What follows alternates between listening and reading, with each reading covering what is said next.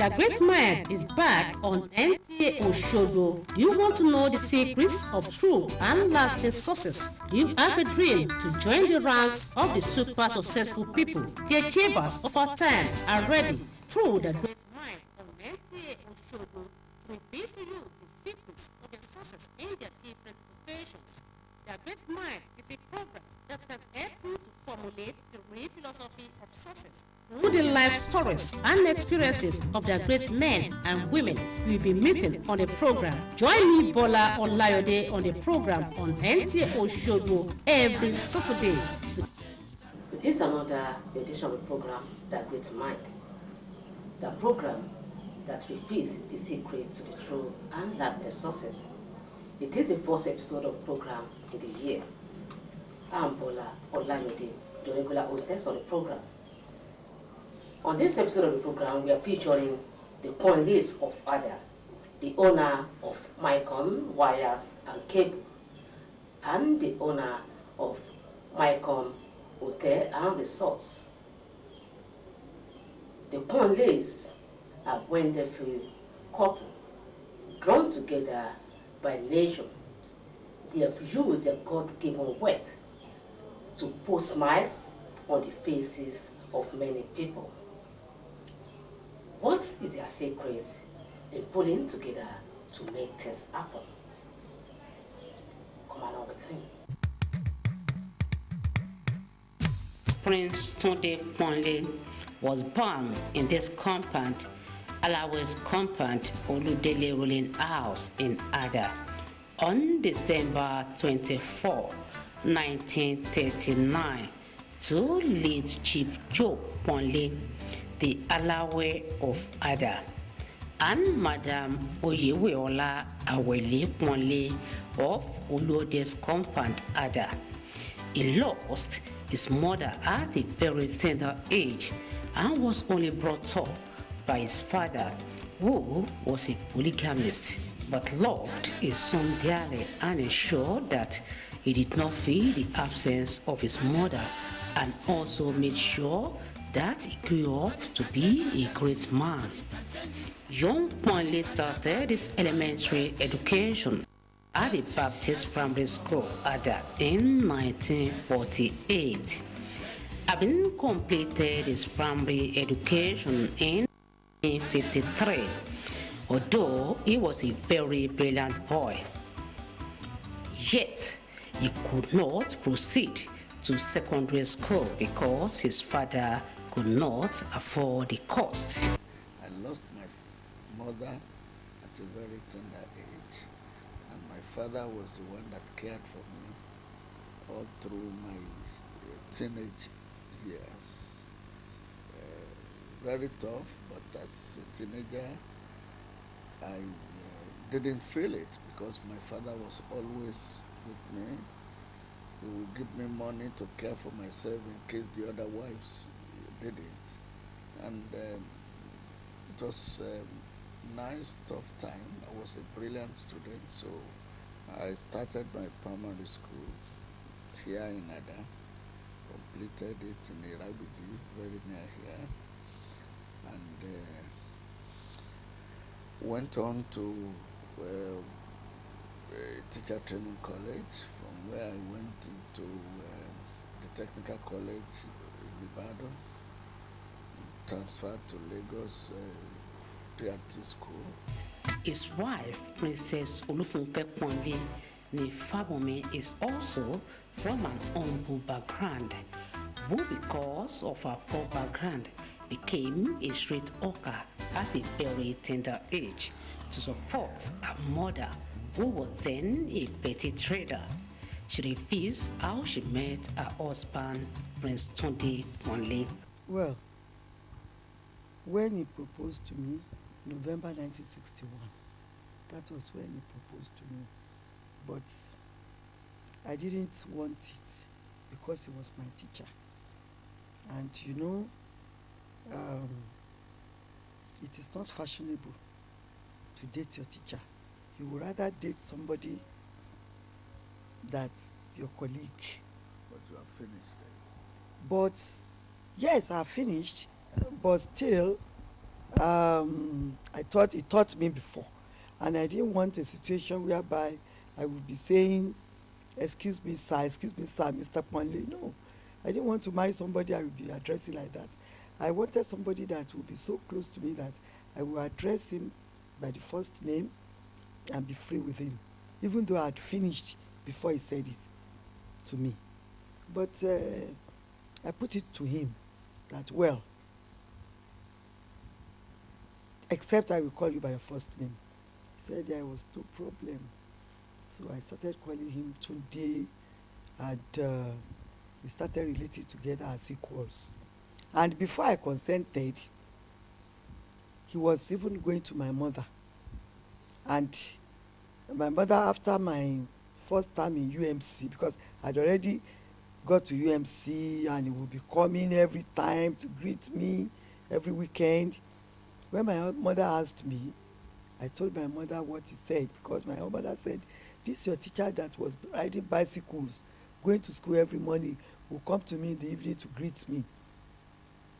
Then I told her what he said. My mother sent for him and warned him that please don't touch her. If you do not touch her, I will be your mother too, please. So he didn't until I finished my grade 2 teachers studies in 1964. And then he came to me and said I should follow him to Ada, his hometown. I said okay. But when I realized that he didn't have a mother, I said no, I'm not going to follow you, and I'm not going to marry you again because you don't have a mother. Then my mother came in and said no, because he didn't have a mother, it's not enough to reject him now. He had waited for you for so long. Please follow him. It was my mother that pleaded on his behalf. That's why we are here today. Well, I think it was love at the sight, and then I was a teacher where she was a student. She was very brilliant, and I think that's one of the attractions. But above all, if God didn't sanction it, it would not have happened. Their relationship was cemented on April 26, 1966, when they went to High Court, Ibadan, to sign the dotted line. That Tuesday, April 26, 1966, was an historical day in the life of Prince Tunde Kwanle because he succeeded in taking to the altar the woman he had admired and loved passionately. Another memorable incident that happened on his wedding day was that he was supposed to have an interview at the University of Ife, now Obafemi Awolowo University, for the post of a technician. He was at the marriage registry while the interview was going on because he didn't receive the letter of invitation for the interview before then. But with the encouragement for his wife, he followed up, and another interview was specifically arranged for him. Being destined by the Supreme Being to be great in life, while he was working as a technician at the University of Ife Ibadan branch, he had an experience which turned his life around. Because of the hand of God in his life, he succeeded in securing an appointment with the Oshobo Trade Center as a technician and was given the opportunity to set up the electronic and television department for the Trade Center because of his training background. As a result of his brilliant performance in that organization, he got a scholarship from Dr. Omololu Olunloyo, who was then a commissioner for education, to travel abroad to read electrical electronics engineering at the Polytechnic of North London in 1969 and completed the program in 1972 with flying colors. He also obtained advanced diploma in electronics and communications engineering before he returned to Nigeria. Having worked for one or two organizations when he returned to Nigeria from UK, Prince Tunde Ponle and his wife, Princess Olufunke Ponle, jointly set up their own company, MicCom Engineering Works Limited, which later became MicCom Cables and Wires Limited. Was the Commissioner of Education. You saw how brilliant I was at organizing those things. I asked him, what did you read? I told him.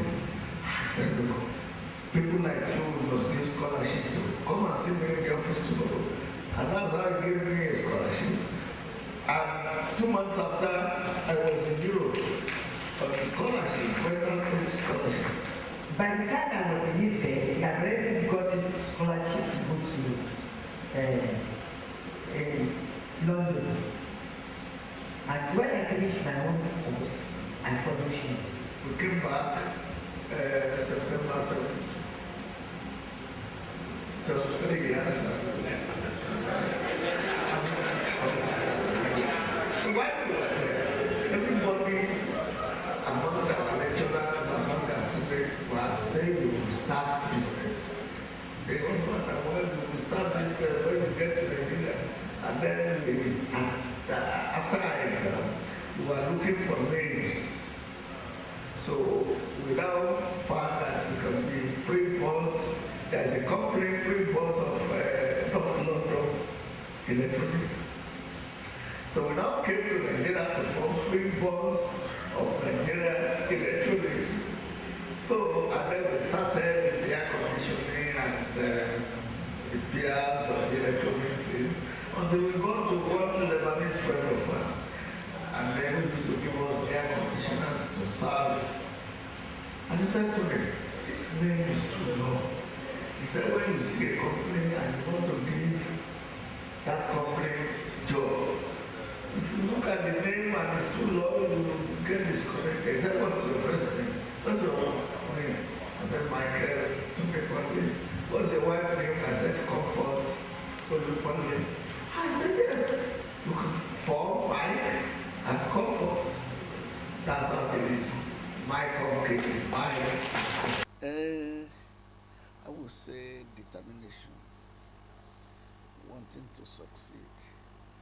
And along the line, I was helped by God giving me a cooperating wife. Well, a lot of challenges. The first one was MicCom Cables and Wires is the first fully indigenous cable company in this country. And you know, in the 1975-76 indigenization decree, Nigerians alone are not allowed to start such a technical company. But we did, because the two of us are engineers and we were determined to do it. So we had these expatriate cable companies, 4 of them in this country. They stood against us.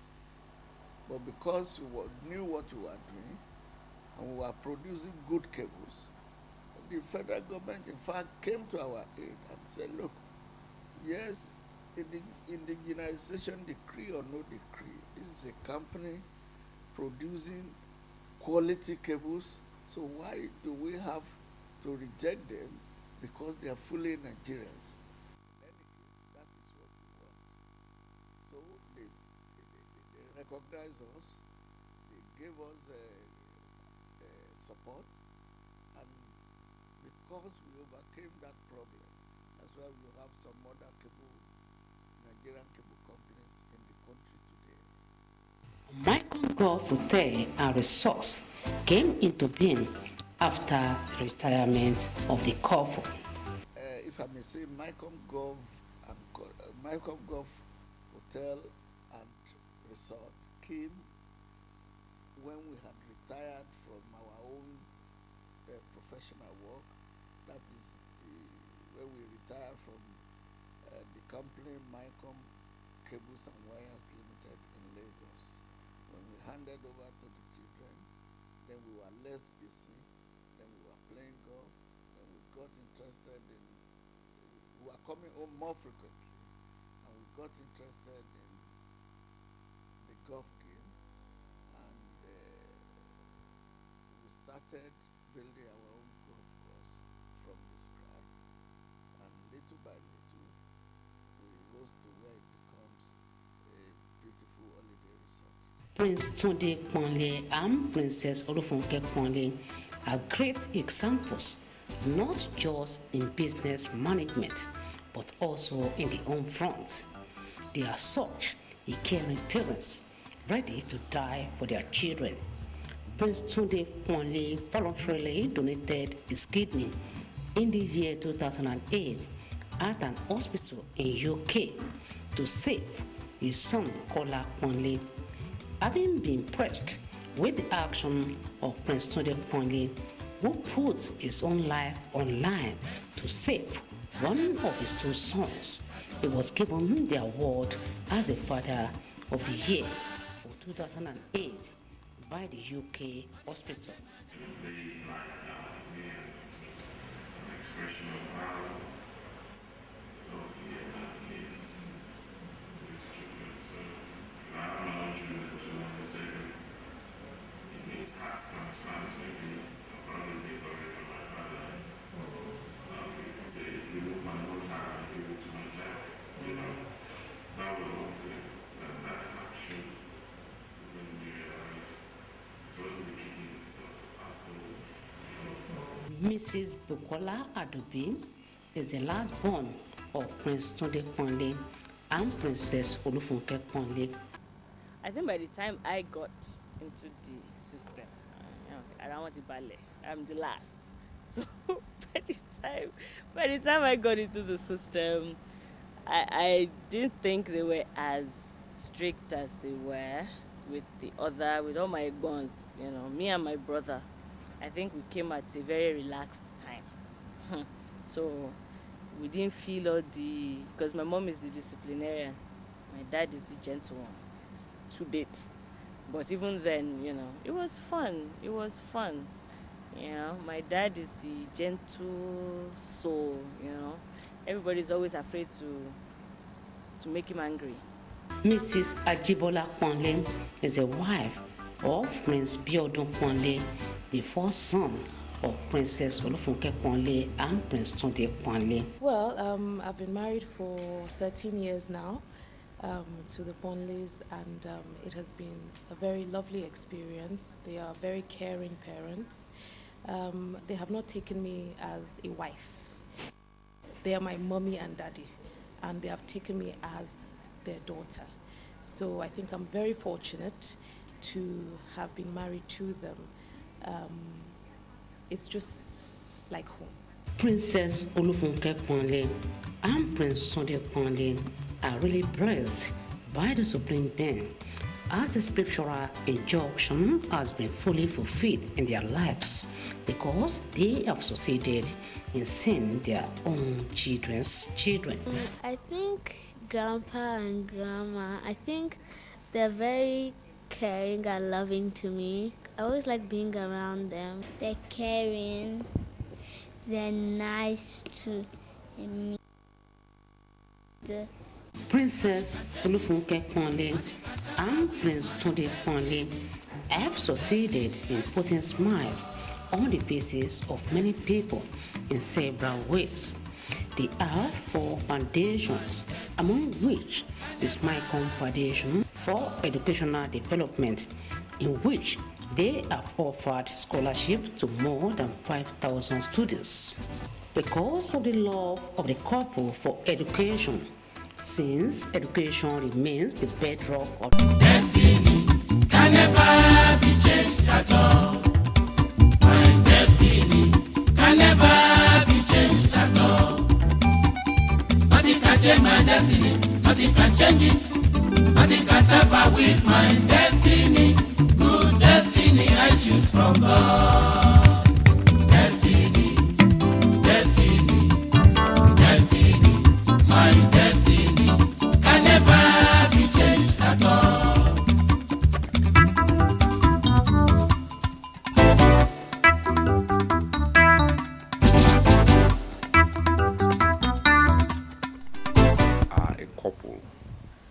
that God has blessed, and they have decided of their own accord to use part of what God has blessed them to help and assist mankind, humanity.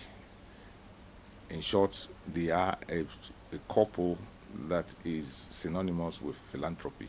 More so, Ponleys are a strong pillar in the household of God. Single-handedly, the couple constructed this giant building for his church, Baptist Church Ada, his community. The man of God in charge of the church, Reverend Afolabi, makes this revelation about the couple, Prince Tunde Ponle and Princess Olufunke Ponle. By the grace of God, the auditorium that we are using today for worship is built by the family, and the construction was done in 1982. And if you look at it today, it will be as if it is just a year or 2 years construction. But since 1982, and they have been doing well in maintaining the building. This mosque in Apata area, Ibadan, was donated in 1994 to the Muslims living in the area by Ponleys. The couple have tremendously made impact in this generation. For that reason, they have been celebrated. On Wednesday, December 22, 2010, an history was made in Ada, the hometown of Prince Tunde Ponle, when he joined biography written on him and his wife. The first of its kind in Nigeria was launched. The public presentation of the book, tagged The Magic of Pulling Together, written by a media guru, Yemi Ajayi, was a re-gathering of the crème de la crème in the society, who attended the occasion to honor the great philanthropists of this age. Traditional rulers were led to the event by Oni of Ife, Oba Ogunade Shijuade Olubuse II. Former governor of Osun State was the chief host at the public presentation of the magic of pulling together. The new governor, Mr. Rauf Aregbesola, was also represented at the occasion, while the event was chaired by Otumba Adekunle Ojora. I make bold to say that it is not possible to bear of such a unique book. In fact, I don't have many samples this kind in the world.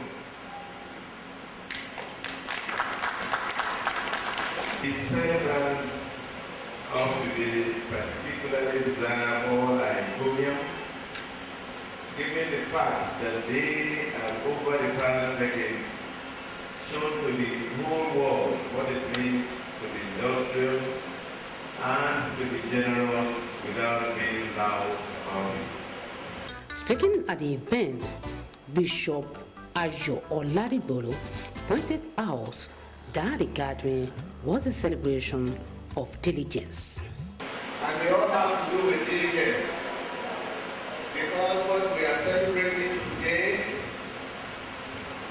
is diligence and excellence. As the book, The Magic of Pulling Together, was reviewed by Dr. Ruben Abbas, Chairman, Board of Directors of Guardian newspaper, clips of the comments of former presidents of Nigeria, Chief Olusegun Obasanjo, and other eminent personalities on Ponleys were played at the event.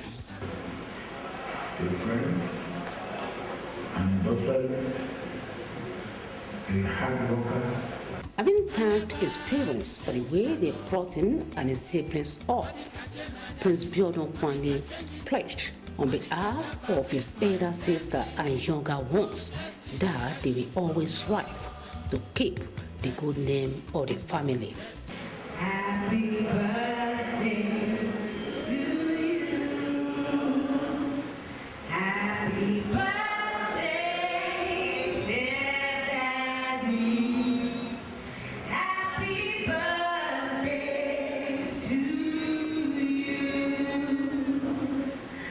Lord has blessed you. Good Lord has blessed you.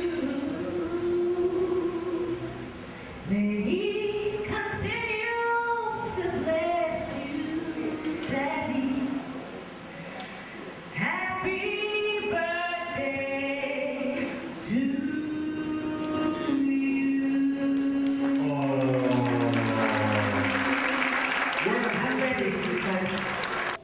Prince Tode and Princess Ponde are really role model in the society. What can people learn from you and I?